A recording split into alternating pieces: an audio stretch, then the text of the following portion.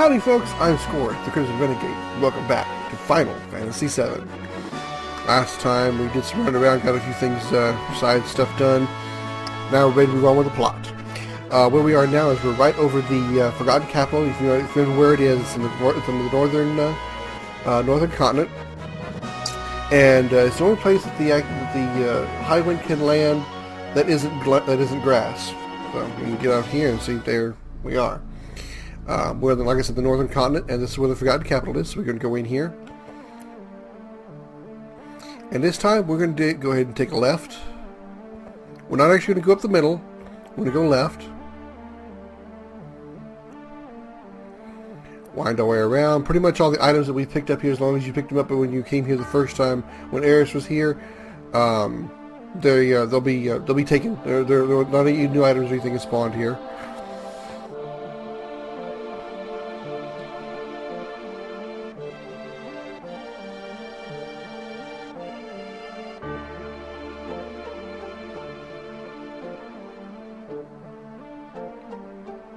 We need to work our way around here. We have this little door here. We'll come out the top up here. And then follow this over here. And we caught up to Bugan. Like I said, they didn't really tell you anywhere where you're supposed to go. The closest thing they get to that is they say, Aeris is... Excuse me a second, I need to adjust it just a tad. There we go. It says, Aeris has returned to that place. And they were specifying what that place is. I guess you're just supposed to assume that the last place you saw Aeris is where you're supposed to go, but you need to go to the Forgotten Capital, and then go left, to the left side over here.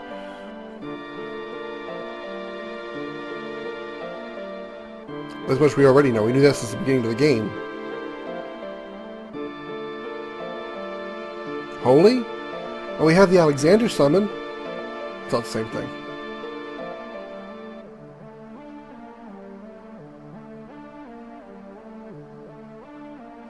So, whereas Meteor is the ultimate dark magic, or the ultimate destructive magic, or the ultimate black magic, Holy is the ultimate white magic.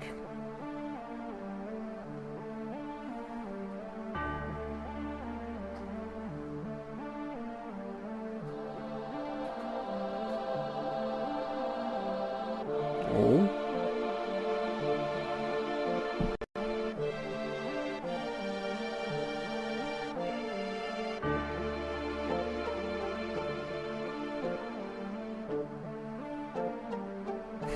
Considering we are draining the lifeblood of the planet with Mako energy, I can only wonder.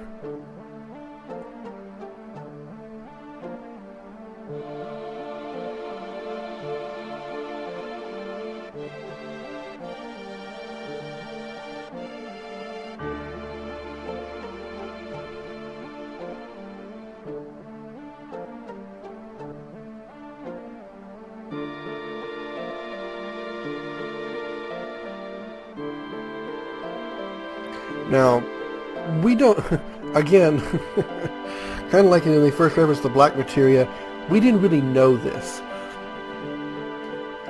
When he says Aeris for the white materia, we didn't really know that's what it was.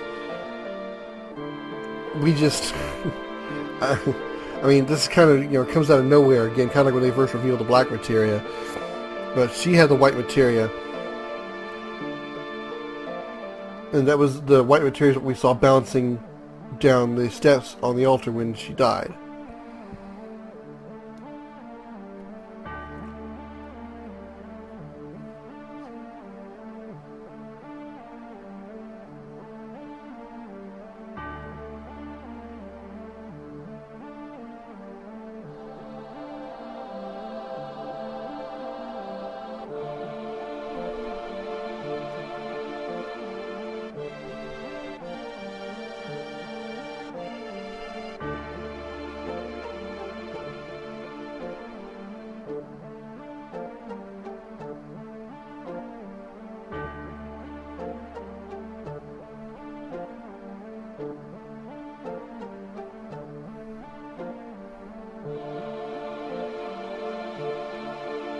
Key in the music box.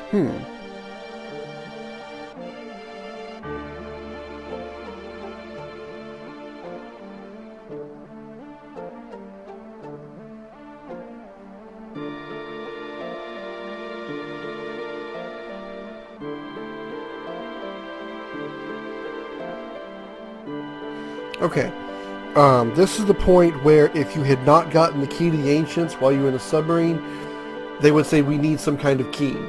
And then you would leave here, go back to back to the high wind, drive back over to the submarine, go back underneath the eastern continent or the western continent, and find the key there. Or not really under the western continent, but you know where I showed you where the key was. Go get the key and then come back. That's why I went ahead and did it while we were in the submarine at that point, just so you guys didn't have to go find it. Again, another problem here, other than mentioning the key, they never said exactly what you're supposed to do. So when I first came here, I was lost as hell. I didn't know what I was supposed to do. I didn't know where I was supposed to go, what I was supposed to do. They said key. I didn't understand what I was supposed to go get. I had to look up walkthroughs just to find out that I had to go to the Forgotten Capital, and then another walkthrough. And then the problem with the walkthrough that I read the first time was it said you need to give the key to the Ancients to Bugenhagen in order for him to continue the scene. I didn't know what the hell it was talking about, because I went to the walkthrough part where I was just looking for where I needed to go. Apparently that walkthrough had mentioned getting the key to the Ancients just like I did now, or just like I did earlier before this point in the submarine. So that's why I went ahead and showed you to get the key of the Ancients when you get the submarine as early as possible, because you'd have to come here. He says we need a key, then you have to go back to the submarine in order to find it. Luckily, we already have it, so we can move on with the plot.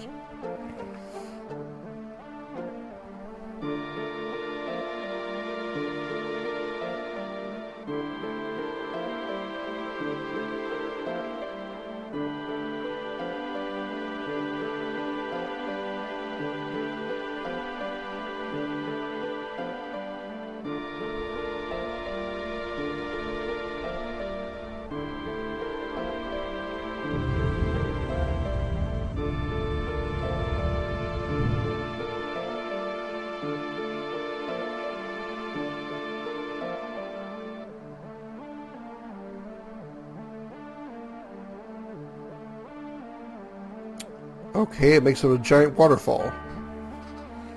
Well, that's interesting.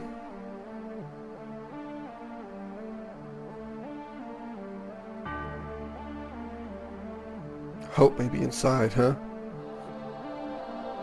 I'll avoid the Final Fantasy 13 punchlines right now.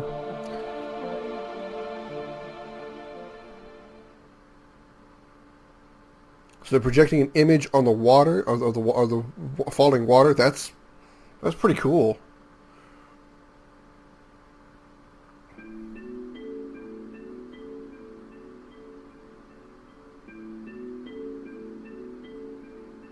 Yeah, the sure is a projecting image on the water. It's using the water as a screen. That's pretty cool. And of course, we have to watch this scene again and watch Eris die. Wrench our hearts again. Thanks. There's the white materia.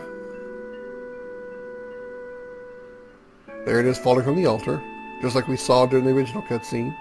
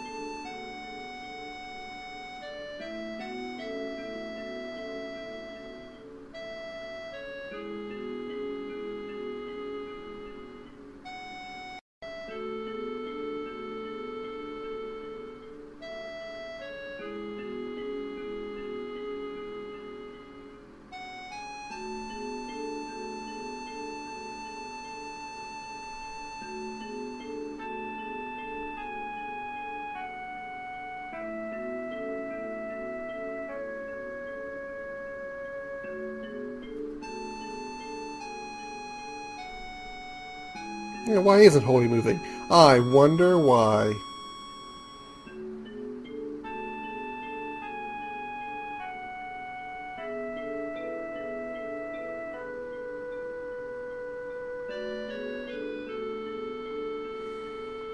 Okay, in case you're still a little confused about the story, because sometimes especially since they're so far apart between, you know, the times that the story is explained. Sometimes it can be a little bit confusing or misleading or whatever.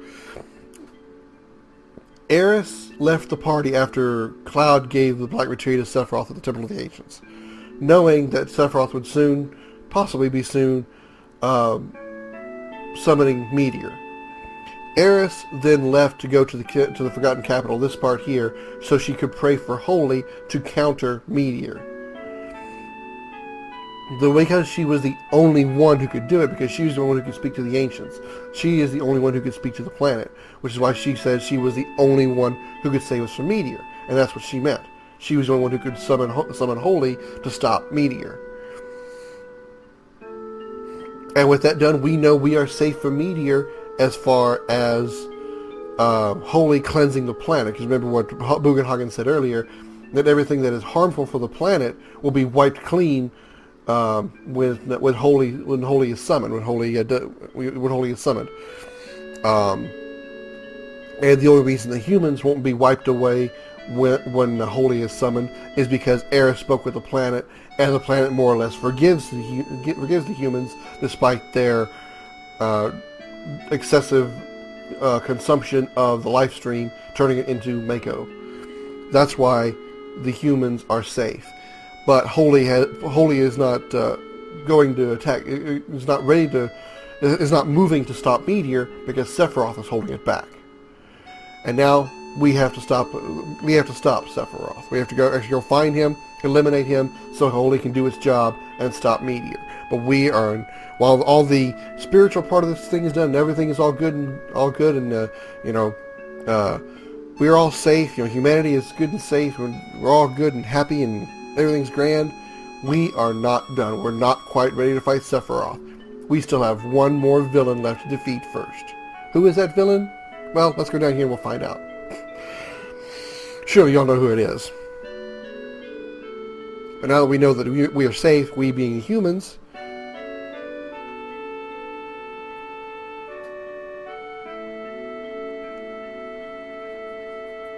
oh, moves the Junon cannon. Okay.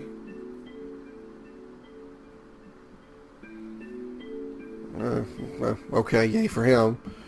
You'd think with both Rufus and Cloud trying to destroy Sephiroth, I think they'd want to work together, but no. Right.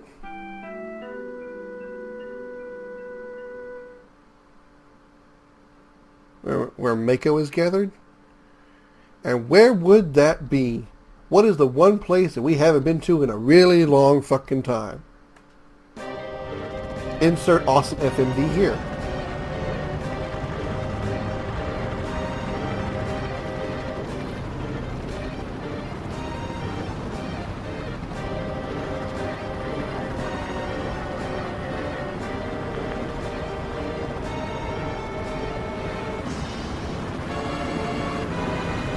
There it is. Junon Ken is mounted at Midgar, where it's got 8 reactors. Well, okay, 7 considering we destroyed one. 7 reactors to power it.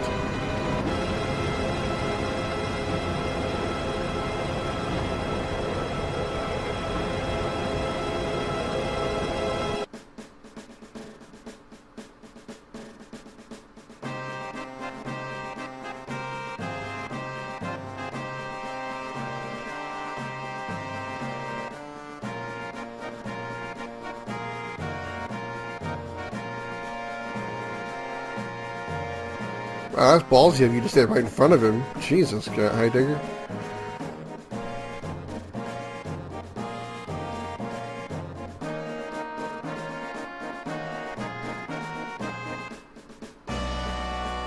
Why do you keep nodding your head, Heidegger?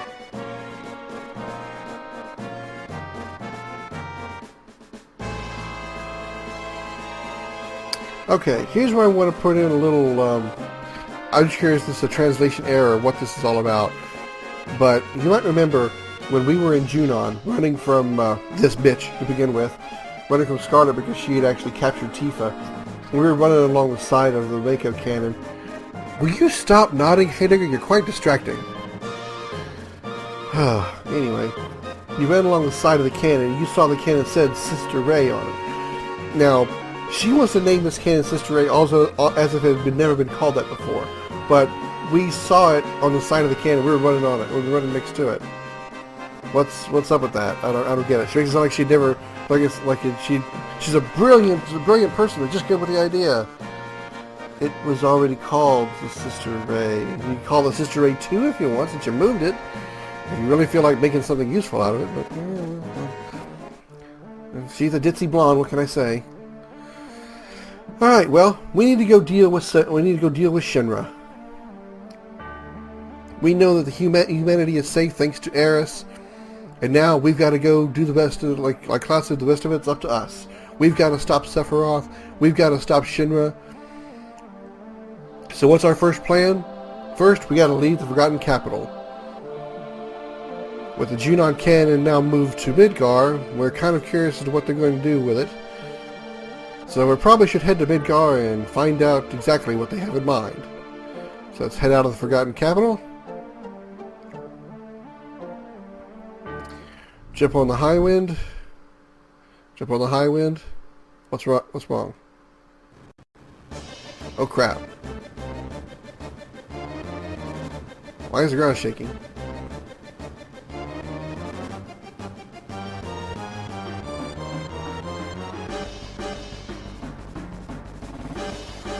And coming out of the water is the one, the only, diamond weapon. This is the third weapon we've seen in the game.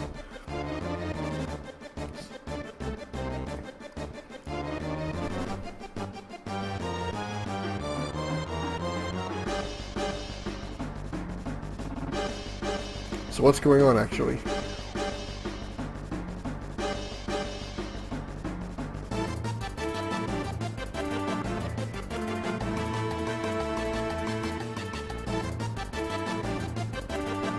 Person question mark talking about Kate Sith.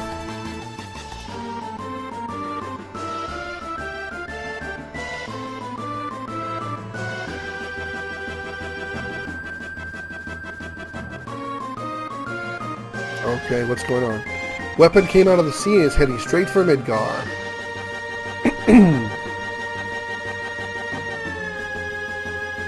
Oh, so great. We don't know if the main cannon is ready. That big Junon cannon is ready. Or the, we would call it the Jungar cannon, the new cannon.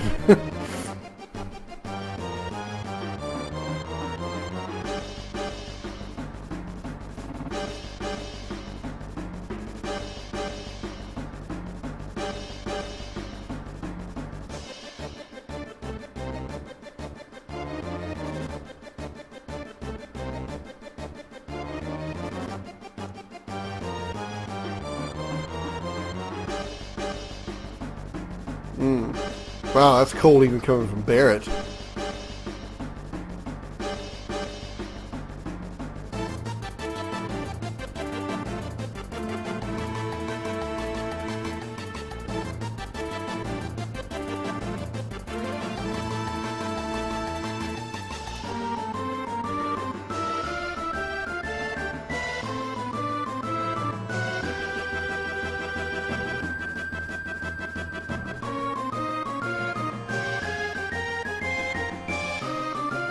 We get conveniently at will.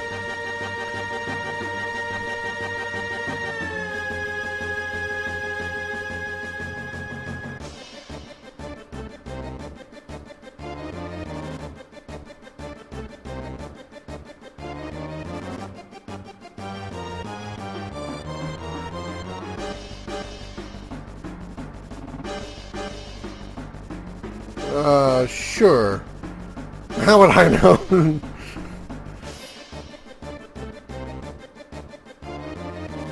Alright. Diamond Weapon is on his way to Midgar and we gotta stop him. So there he is right there.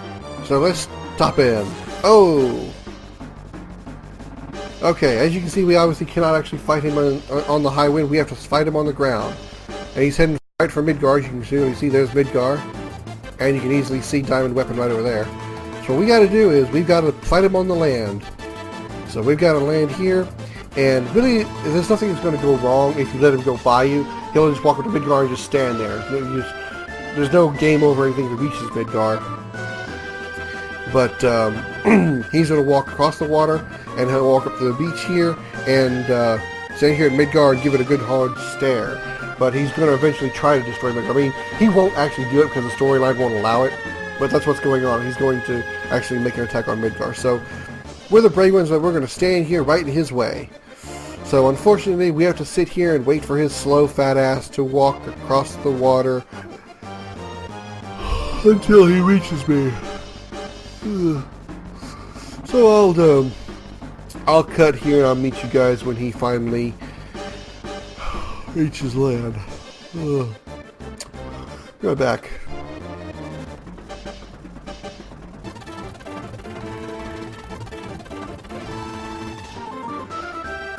He's almost here. A little farther. A little more. And now we're engaging Diamond Weapon. Alright, we are going to start, we're actually going to start with a enemy skill. We're going to start with Magic Guard. Or Magic Guard, Big Guard, because we actually want to steal from him. I want to make sure my defense is good and high, because we want to steal something from him. So we'll be throwing down some steals for a while. And believe it or not, despite him being a weapon, his attacks are not really that powerful. Oh, I stole Rising Sun. Alright, we got it. We got a new weapon for Yuffie called Rising Sun. Now we can just unload on. Let's go with Magic Breath. Enemy skill, we're going to use Magic Hammer as often as we can, because I believe we can actually drain him of his MP. Magic. Let's go and throw down a regen, keep our health up. On Tifa's next turn, she'll throw down Ultima. Enemy skill, Magic Hammer.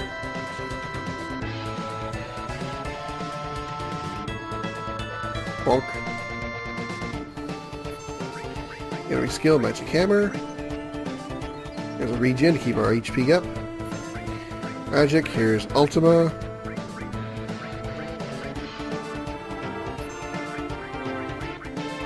Magic Hammer again. His attacks aren't really that deadly. There's a 610 right there.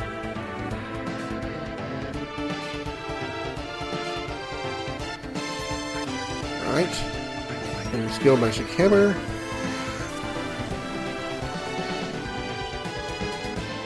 $31.54, very nice, good damage. We'll throw down another Ultima. Enemy skill. Big Guard, get our defenses back up.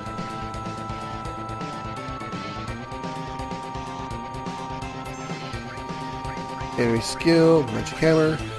I could use a Sid's Limit Break here, but I'm going to save it for a little bit longer.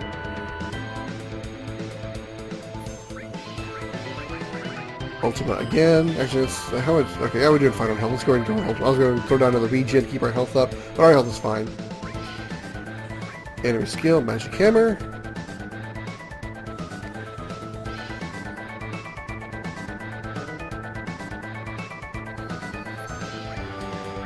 Enemy skill, Magic Hammer. Just keep draining him of MP. Eventually he'll run out of MP, and should be another one of those who'll just kind of stand and give you an evil look. Except for, you know, occasionally Stomp Sling, which I don't think requires any MP. Ultima. Enemy skill, Magic Hammer.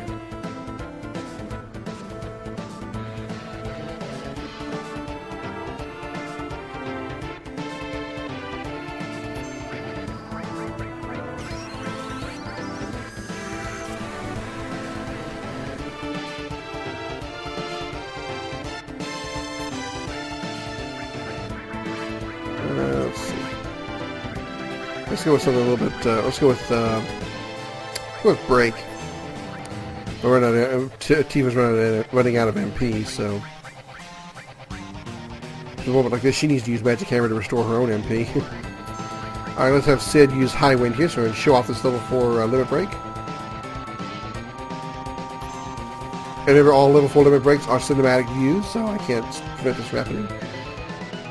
Race to the sky, and a bunch of rockets come flying down. Not very devastating damage, but there's a lot of it. There's a lot of hits, so it's doing like, you know, a total damage number. You know what I mean? It's like it's not devastatingly powerful. It does a lot of hits, but they all do small damage, so it kind of totals out to be kind of big. But it's nothing, you know, overly overly devastating. I don't think it's the most powerful level 4 limit break, not by any means. Alright. I think we can keep magic hammering in, but I may have to stop and just go with straight up attacks here in a minute. Tifa's out of MP, so we're just going to have her just pretty much start punching.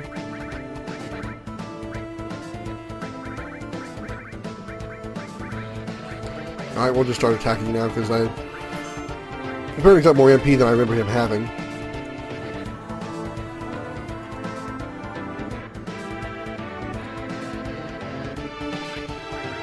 And there we go, we beat him.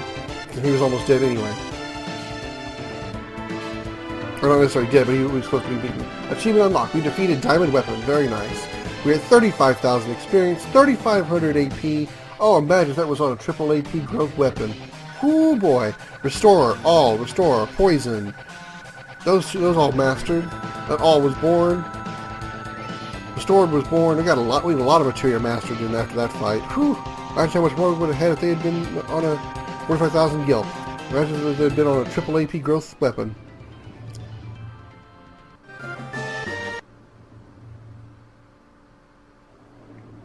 And I guess he's done with us. And despite his appearance during the battle, he kind of looks like a machine, and you can see he looks more biological thanks to this FMV here.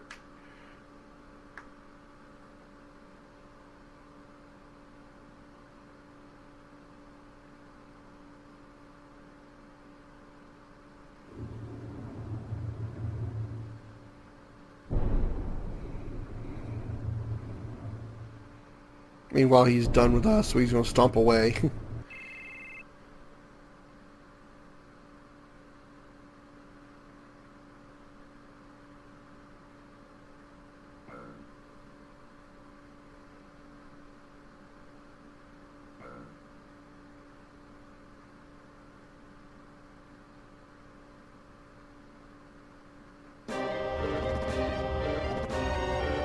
I love how this scene was obviously so iconic. They actually used it during the opening dialogue, or monologue rather, in the Final Fantasy VII movie, Advent Children. Of course, it was, you know, updated graphics, of course. Effect number 5, 6, 7, 8. Obviously, 1 is destroyed, so. Well, maybe they fixed it because one of them was some of it was going out of 1. All goes into the cannon. And all the power goes out.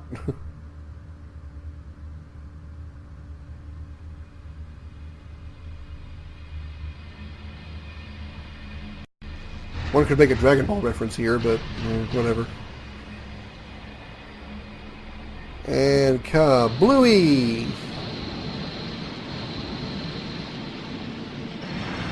Blow out the glass in some of the stanchions on the headquarters. Ew.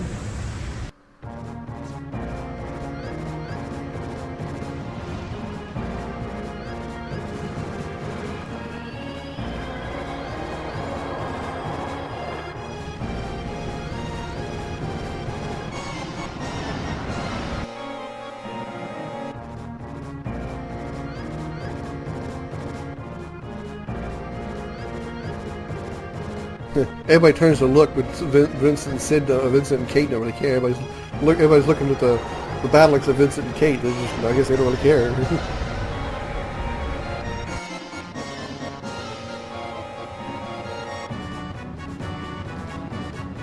And like his brother Sapphire, he just kind of sort of stands there and lets the Junon cannon hit him right in the gut.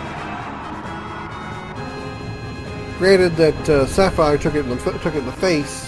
But still, that's two weapons down by a giant cannon.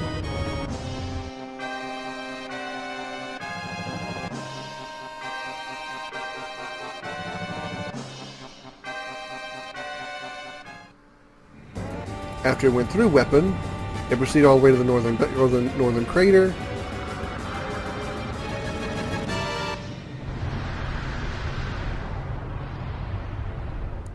and broke Sephiroth's barrier.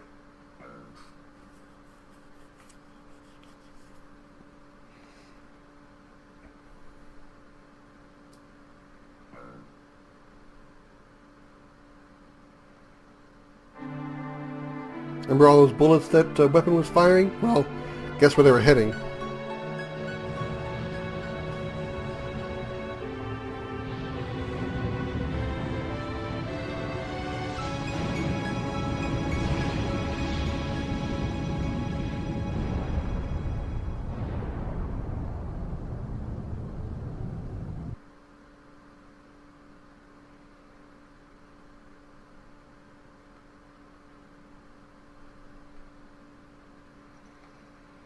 Alright, now we need to go check up on Sephiroth's cave, so let's do that real fast.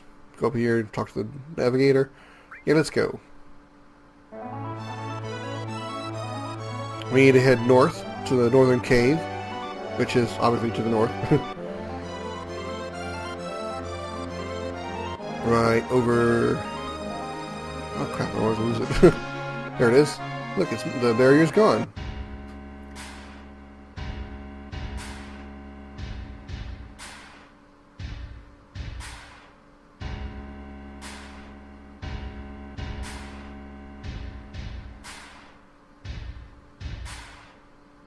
Kate looks occupied.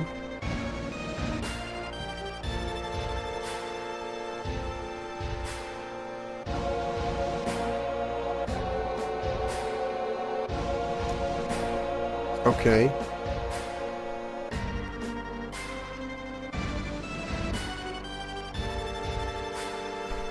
Well, he exploded along with most of the upper tower of the Shinra headquarters.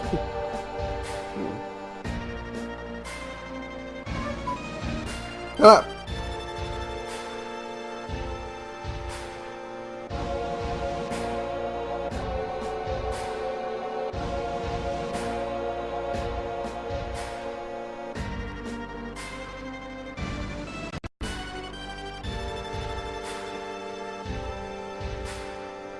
3 hours? Sheesh.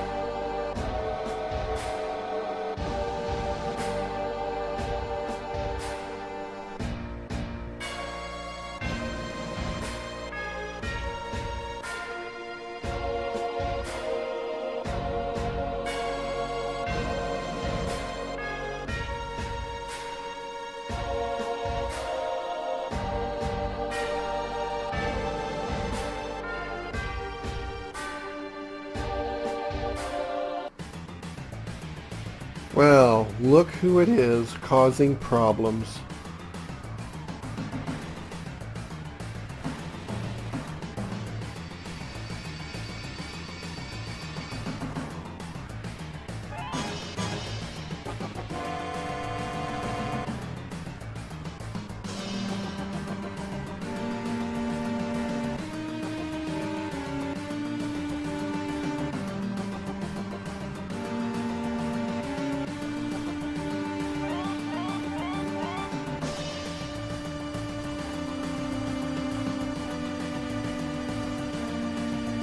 What is he talking about?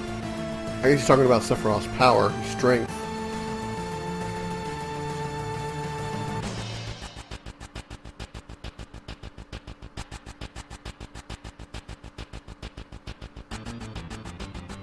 Vincent looks calm.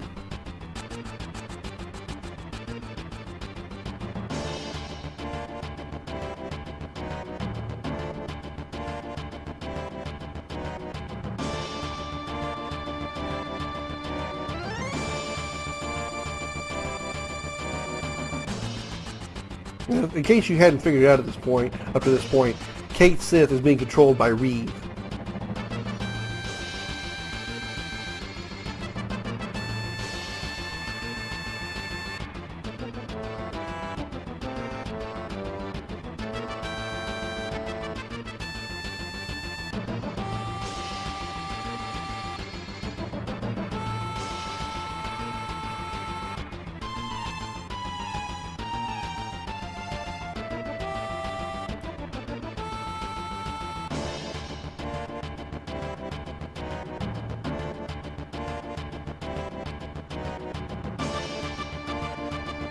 Okay.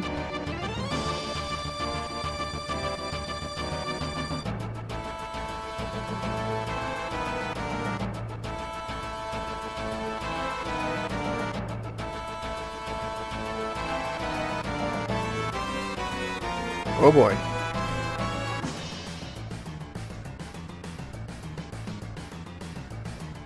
Looks like Sephiroth is going to have to wait.